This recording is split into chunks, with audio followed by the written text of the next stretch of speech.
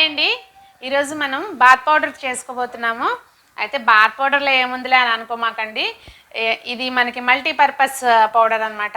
Bath పౌడరే కాకుండా face pack లాగా వాడుకోవచ్చు, అలాగే ఇంకా స్క్రబ్ లాగా కూడా మనం దీన్ని వాడుకోవచ్చు.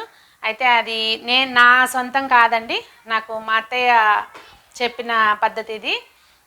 చిన్నప్పటి నుంచి నేను 9th క్లాస్ వచ్చే వరకు కూడా నాకు సోప్ అంటే తెలియదు.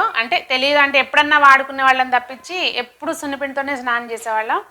బట్ 10th హాస్టల్కి వెళ్ళిన తర్వాతనే ఇంకా సోప్ రెగ్యులర్గా వాడడం అది. బట్ అమ్మాళ్ళు ఏంటంటే ఊరికే పెసరపిండి పట్టించేసేసి దానిలో పసుపు కలిపి ఇచ్చేవారనమాట. కానీ అత్తయ్య చేసే పౌడర్ అయితే మాత్రం చాలా బాగుంటుంది. అది మనం స్నానం చేసిన తర్వాత కూడా మంచి ఫ్రేగ్రెన్స్ ఉంటుంది అనమాట.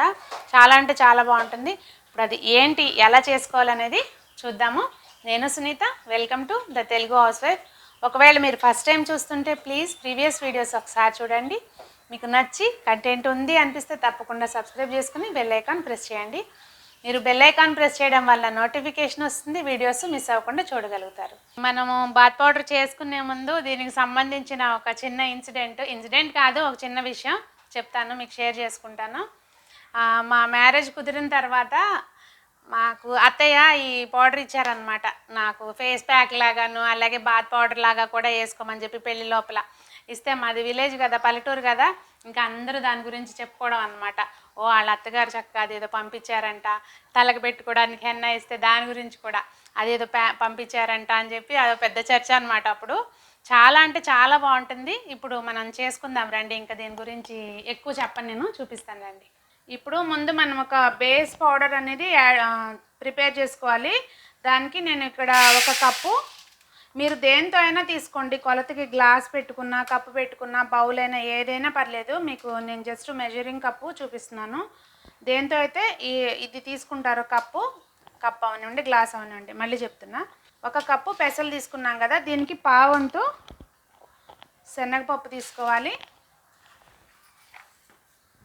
అలాగే ఒక పావు కప్పు బియ్యం తీసుకోవాలి.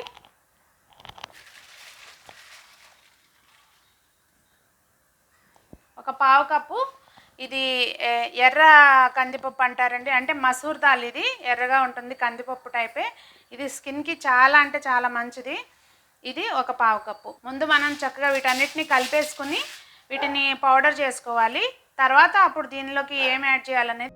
ఇప్పుడు ఇది మరీ ఫైన్ పౌడర్ అవసరం లేదండి, లైట్గా బరగ్గా ఉన్నా ఇబ్బంది ఏం లేదు. పట్టుకుందాం ముందైతే మిక్సీలో కొంచెం బరగ్గా ఉన్నా ప్రాబ్లం ఏమి ఉండదు, మనకి చాలా మంచిగా ఉంటుంది అనమాట. ఇదిగోండి, ఇది బావంచాల పొడి, ఇది ఖర్జూరాలు, ఇదేమో కొంచెం కమలా తొక్కల పొడి, ఇదేమో గులాబీ రేకుల పొడి అనమాట. యాక్చువల్గా ఇవన్నీ నేను ఒకసారి తెప్పించేసుకుని ఒకసారి కలిపేసి పెట్టుకుంటాను. ఇప్పుడు ఏంటంటే మీకు చూపించడం కోసమని నేను జస్ట్ కొంచెం చేసి చూపిస్తున్నాను.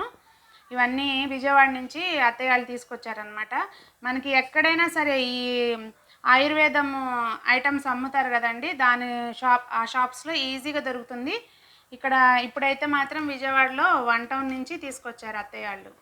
ఇది బావంచాల పౌడరు, ఇది కూడా ఒక పావు కప్పు వేసుకోవాలి. ఇది గంధ ఖర్జూరాల పొడి అండి, ఇది కూడా పావు కప్పు తీసుకోవాలి. ఇది అయితే అసలు ఎంత వాసన వస్తుందంటే, మనం ఈ పౌడర్ తీసుకొచ్చి ఇంట్లో పెట్టినా కూడా, అంటే ఓపెన్ చేయకముందు కూడా ఇల్లంతా చక్కటి వాసన వస్తుంది. ఇది కమలా తొక్కల పొడి, ఇది మనం ఇంట్లో అయినా సరే చేసుకోవచ్చు. సీజన్లో చక్కగా తొక్కలు ఎండబెట్టేసుకుని మంచిగా మిక్సీ పట్టేసుకుని కొంచెం జల్లెడ పట్టుకుంటే మనకి రెడీ అవుతుంది. బట్ నేను సీజన్లో చేయలేదు, అందుకని తెప్పించుకున్నాను ఈసారి. ఇది కూడా పావు కప్పు వేసుకోవాలి. ఇది గులాబీ రేకల పౌడరు, ఇది ఒక హాఫ్ కప్ సరిపోతుంది. ఇంకా లాస్ట్ ఇది పసుపు, ఇది ఒక టేబుల్ స్పూను. యాక్చువల్గా పసుపు కొద్దిగా ఎక్కువ, ఎవరికైతే పింపుల్స్ అట్లా ప్రాబ్లం ఉంటుందో వాళ్ళు కొంచెం ఎక్కువ వేసుకున్నా ఇబ్బంది ఏం లేదు. మనకి తెలిసిందే కదా పసుపు వల్ల ఎన్ని బెనిఫిట్స్ అనేది. ఇంక ఇప్పుడు మనం దీన్ని మంచిగా కలిపేసుకోవడమే. ఇది నేను చెప్పడం కాదండి, మీరు చేసుకుంటే తెలుస్తుంది ఎందుకు అన్నిసార్లు చెప్తున్నాను అనేది. మంచిగా కమ్మటి వాసన వస్తుంది అనమాట. కమ్మటి కాదు, మంచి ఫ్రేగ్రెన్స్ వస్తుంది.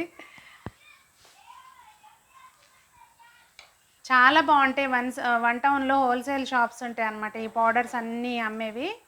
అక్కడ చాలా బాగుంటాయి, అన్నీ ఉంటాయి, ఎన్ని రకాలు ఉంటాయి. ఎవరికైనా సెన్సిటివ్ స్కిన్ ఉందనుకోండి, వాళ్ళు కొంచెం ఈ మనం ఏదైతే మిక్సీ పట్టుకున్నామో ఇప్పుడు అది బాగా పౌడర్ లాగా పట్టుకుంటే సరిపోతుంది. ఇవన్నీ ఎలాగూ అంత బరకుండదు, ఉండలేకుండా చక్కగా మంచిగా కలిపేసుకుంటే, లేదు అంటే అసలు చక్కగా జల్లి చేసుకున్నాం అనుకోండి అప్పుడు కూడా కరెక్ట్గా ఏమి ఉండలనే ఉండవు. ఇక్కడ ఇంట్లో ఏదైనా చేసుకుంటున్నాం అనుకోండి ఇట్లాంటివి పక్కన వాళ్ళకి కూడా తెలియాలన్నమాట. అట్లా వస్తుంది ఇది వాసన. లేదంటే బయట నుంచి ఎవరైనా ఇంట్లోకి రాగా అని అడుగుతారు, ఏంటి అంత మంచి వాసన వస్తుంది అని చెప్పి. అలా అంత చక్కగా వస్తుంది అనమాట. మొత్తం అంతా కలిసిపోయింది కదా. ఇప్పుడు నేను ఒకసారి చేయి కడుక్కొని వచ్చి మీకు చెప్తాను దీన్ని ఎలా యూజ్ చేయాలి ప్యాక్ లాగా అని చెప్పి. ఇప్పుడు అంటే మనకు చక్కగా ఇవన్నీ పౌడర్స్ దొరుకుతున్నాయి కదనండి, ఈజీగా కలిపేసుకున్నాం. అన్ని పౌడర్స్ దొరుకుతున్నాయి కనుక. ఇంతకుముందు అయితే అవన్నీ చక్కగా అత్తయ్య ఏం చేసేవారు, తీసుకొస్తే మళ్ళీ అవి పిండి మరలో పట్టేవారు కాదు. ఆ బావంచాలు ఖర్చూరాలు బాగా వాసన వస్తాయి కదా, మంచి వాసన. మళ్ళీ ఆ వాసన వేరే ఆటికి పట్టేస్తుందని చెప్పి అక్కడ పట్టకపోతే అన్నీ మళ్ళీ మిక్సీలో పట్టి అప్పుడు కలిపేవారు అనమాట. మనకైతే మాత్రం చక్కగా అన్నీ రెడీ టు యూజ్ దొరుకుతున్నాయి. ఈజీనే, చూసారు కదా ఎంత క్విక్గా కలిపేసుకున్నామో. అయితే ఇప్పుడు దీన్ని ఎలా వాడాలి అంటే, నార్మల్గా అయితే బాత్ పౌడర్ లాగా అంటే మీకు తెలుసు అనుకోండి సున్నిపిండి ఎలా వాడాలనేది. బట్ ఫేస్ ప్యాక్ లాగా కూడా వాడుకోవచ్చు అని చెప్పాను కదా. ఇది కూడా మా అత్తయ్య టిప్పే, నాది కాదు.